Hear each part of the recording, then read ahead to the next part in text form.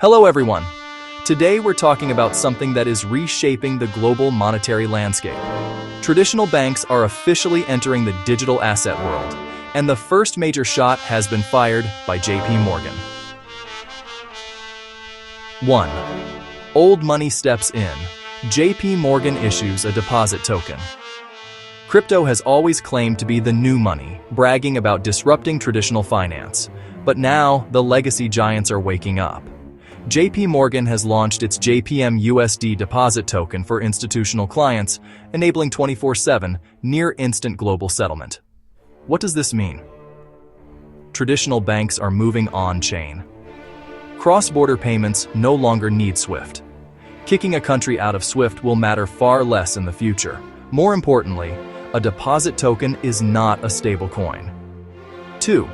Deposit tokens versus CBDCs versus stablecoins. What's the difference? This is where the distinctions really matter. 1. Central bank digital currency, CBDC. Legal tender itself. A digital dollar issued by the Federal Reserve is the US dollar. A digital RMB issued by the PBOC is the renminbi. Only the medium changes. The nature and legal standing remain identical. Backed by the government, constitution, and national power. 2. JP Morgan's deposit token, JETS, bank money, dollar equivalent but not the dollar. Backed by customer deposits, fully equivalent to the dollar, 1.1. Protected by US banking regulation and FDIC, can accrue interest. Essentially a private form of money, but with extremely high creditworthiness. Stablecoins. Digital IOUs issued by private companies. Typically, 1. A company buys US treasuries as reserves. 2. Issues stablecoins like USDT or USDC. 3. Keeps all interest income. 4. Legally cannot pay interest to stablecoin holders. 5. If the issuing company fails, the stablecoin collapses with it. No FDIC, no Fed support. Therefore, deposit tokens. Interest-bearing, regulated, Fed backstopped. Stablecoins. No interest, no banking protection, no Fed safety net. They are not in the same league. 3. JP Morgan's token enters the crypto ecosystem, becoming the new treasury bond. Because of its extremely high credibility, Coinbase now accepts JPM deposit tokens as collateral.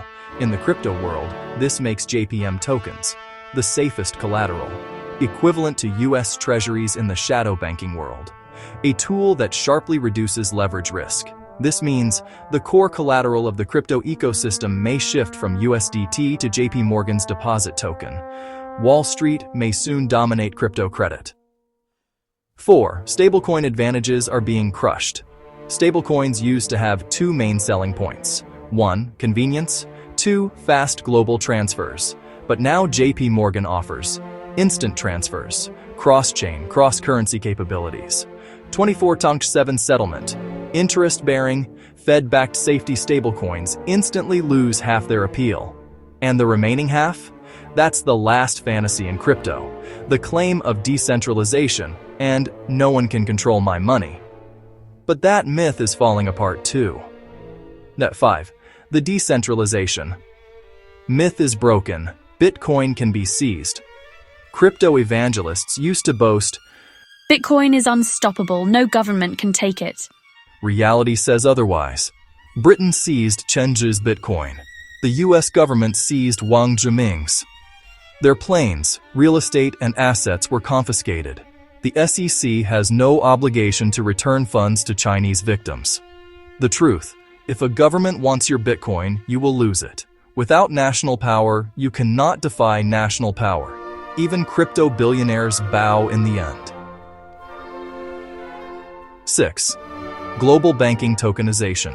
Traditional finance will swallow. Crypto. JP Morgan is just the beginning.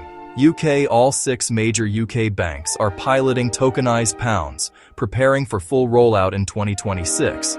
Asia Singapore's DBS Bank is working with JP Morgan on multi-currency, multi-chain tokens. Hong Kong planning a 3-layer architecture. 1. Digital RMB, CBDC. 2. Bank deposit tokens. 3. Stablecoins, outermost layer, lowest credit, BNY Mellon forecast. By 2030, tokenized cash will reach $3.6 trillion globally. Most of that will come from bank deposit tokens, tokenized money market funds. Stablecoins will shrink in relevance. 7. The real battle. Wall Street versus crypto. Long-term, crypto's credit foundation is weak. Stablecoins carry systemic risk. A single run can wipe out an issuer. Traditional banks and governments are too powerful to resist. This is old money harvesting new money. Crypto thought it would kill banks, but once the banks woke up, they said, "Sorry, now it's our turn to harvest you." that's the reality. 8. Politics. Trump, Biden, and the fate of crypto. Crypto's current vitality relies heavily on Trump's lenient stance, but Trump will eventually leave office. If the next administration is not pro-crypto, stablecoins may be aggressively regulated or marginalized. Why is Justin Sun desperately paying Trump? Because he hopes to secure a pardon in the future. If the administration flips, he could easily become the next high-profile seizure case. The fate of crypto may truly depend on who sits in the White House. 1-9. Conclusion. Who owns the future of digital money? Crypto always believed it represented the future and that banks were dinosaurs. But reality has flipped. Banks are awake. Governments are mobilizing.